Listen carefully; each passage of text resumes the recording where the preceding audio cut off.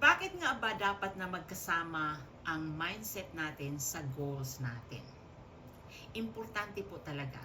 Kasi kung halimbawa ang goals mo is mabago ang buhay mo, na maging successful ka, and then nakakita ka ng oportunidad na katulad nito, ay sasabihin mo kaagad sa sarili mo, ay scam yan, without even checking it. Diba? So parang naandyan na, nangangarap ka na mabago ang buhay mo, pero inayawan mo. Diba? Or, kung nakita mo man yung oportunidad at tapos sasabihin mo na, ay parang ang dami naman, hindi ko yata kaya. As opposed na sasabihin mo, sis, hindi ako masyadong tech-savvy, pero kung tuturuan mo ako, matututo ako.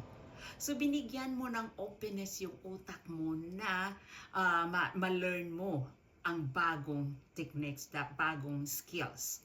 So, as opposed na i-block mo ang sarili mo na hindi mo kaya, naging open ka, so maging excited ka na matuto ng panibagong skills para mag-improve ang buhay mo. Diba? So, anyhow, message lang po if you need more information po about our business, our attraction marketing business. So, anyhow, message lang po. Take care po and God bless.